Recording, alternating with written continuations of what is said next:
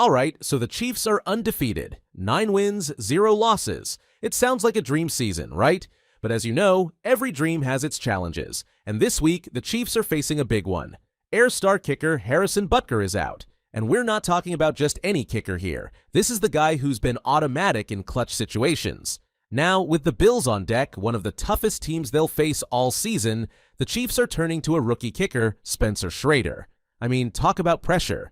But that's not the whole story. JuJu Smith-Schuster is finally back, and yeah, that's huge for the offense. But will it be enough to make up for everything else that's going on? And let's not forget, the Bills are no joke. They'd love nothing more than to hand the Chiefs their first loss. So, how does all this play out? Let's break it down. What's up, everybody? If you're just finding us, hit that subscribe button. We're your home for everything AFC West, right here on this channel. So, the Chiefs are sitting comfortably at the top of the AFC, and yet, this game feels like it could change everything. Why? Because the Bills aren't just any opponent. They're a team that's been built to compete with and even beat the Chiefs. Mahomes versus Allen, two of the league's best quarterbacks going head-to-head. But this isn't just about two quarterbacks. It's about two teams with completely different dynamics right now. The Chiefs, even with their perfect record, have been battling injuries and adapting week by week. Meanwhile, the Bills are trying to prove they can take down one of the NFL's powerhouses and make their own case for being the top dog in the AFC. What makes this matchup even more compelling is the thin margin between these teams. In the Mahomes-Allen era, these two have faced off 7 times, with the Chiefs winning 4 and the Bills 3. The total point difference across all those games? Just 7 points. That's how close this rivalry has been. Every little detail matters in a game like this, and losing a consistent kicker like Butker could shift the balance in a way we might not even fully understand until Sunday. Here's the thing about Harrison Butker. He's not just a kicker. He's a safety net. For years, the Chiefs have relied on his precision to bail them out in close games, whether it's a clutch field goal or nailing extra points under pressure. And let's be honest, in a rivalry as tight as Chiefs versus Bills, those kicks matter more than ever. Losing Butker for at least 4 games, starting with this one, is a gut punch. So, what happened? It turns out Butker has been dealing with a lingering issue that dates back a couple of seasons. He adjusted his kicking technique after a severe ankle injury in 2022, and over time, that adjustment put stress on his left knee. This week, it all came to a head. A meniscus injury during practice forced him onto injured reserve, and while the surgery went well, it leaves the Chiefs in a tough spot. What makes this even more concerning is how much Butker has contributed this season. Did you know he's responsible for 34% of the Chiefs' total points so far? That's a huge chunk of the offense, gone in an instant. And against a team like the Bills, where every point matters, this is a big deal. And it is confirmed that Spencer Shrader is replacing Butker, a rookie kicker with some potential but very little NFL experience. Sure, he's technically perfect in the limited kicks he's attempted so far, but stepping into this kind of spotlight? That's a whole different level of pressure. Can Shrader handle it? That's the question Chiefs fans will be asking all game long. It's tough, stepping into the shoes of one of the most reliable kickers in NFL history, in a game that could easily come down to a single field goal. Shrader's got a strong leg, no doubt about that. Back in college, his longest field goal was an impressive 56 yards, and he's been solid in his limited NFL appearances so far. But the problem is that the Chiefs' special teams unit has been built around Butker for years. The timing, the rhythm, the trust, it's all been finely tuned. Shrader is walking into a system that wasn't designed for him, and he has to make it work immediately. One slip, one miss, and it could cost the Chiefs their perfect record, and more importantly, the momentum they've worked so hard to build this season. Of course, Shrader has a golden opportunity here. If he can perform under these circumstances, it could be a career-defining moment. Chiefs are understandably nervous, but they're also hopeful, because if there's one thing this team has shown time and again, it's the ability to rally around challenges.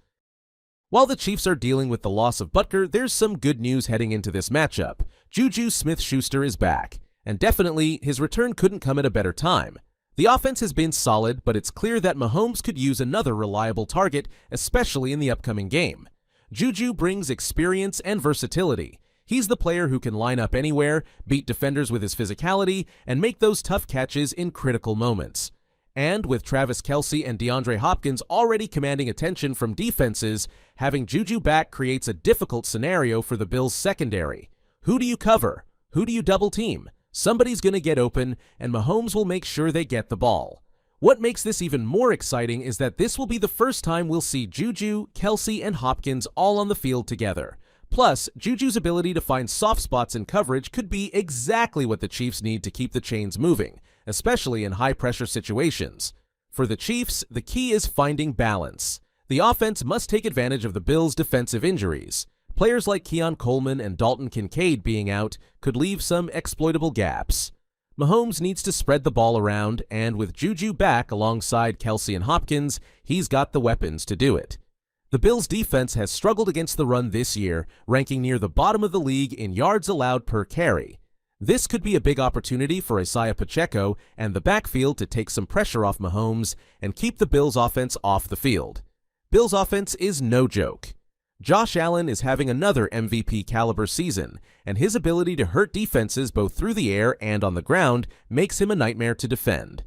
The Chiefs' defense, led by Chris Jones and a rejuvenated pass rush, has to find a way to contain him. Chiefs must disrupt his rhythm, force him to make mistakes, and limit those big plays that can swing momentum in an instant.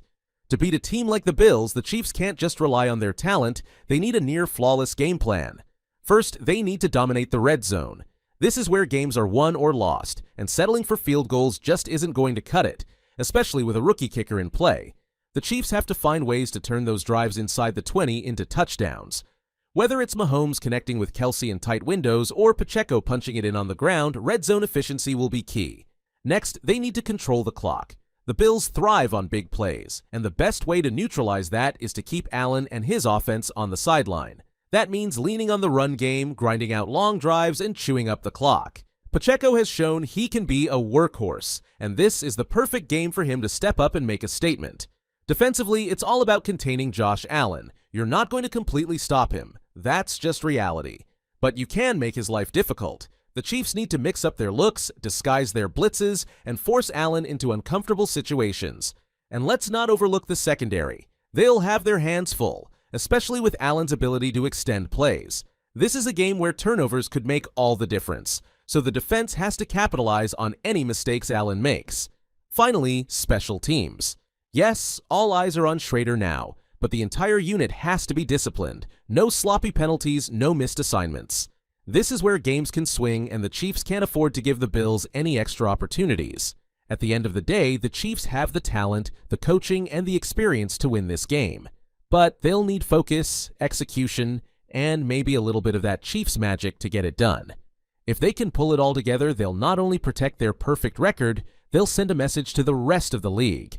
But here's the thing, the margin for error is razor thin. This game feels like it's going to come down to the wire, maybe even to a single possession. If the Chiefs can dominate the red zone and control the clock while keeping Allen in check, I think they can squeak out a win. This game is going to be about execution and composure. Both teams have the talent to win, but the one that handles the pressure better and makes the fewest mistakes will come out on top. So, what about you? How do you see this one playing out? Will the Chiefs rally behind their rookie kicker and keep the streak alive? Or will the Bills rise to the occasion and hand Kansas City their first loss? Share your thoughts, predictions, and even your favorite Chiefs-Bills moments in the comments. And if you're as hyped for this game as I am, hit that like button and subscribe to the channel for more NFL news, analysis, and breakdowns.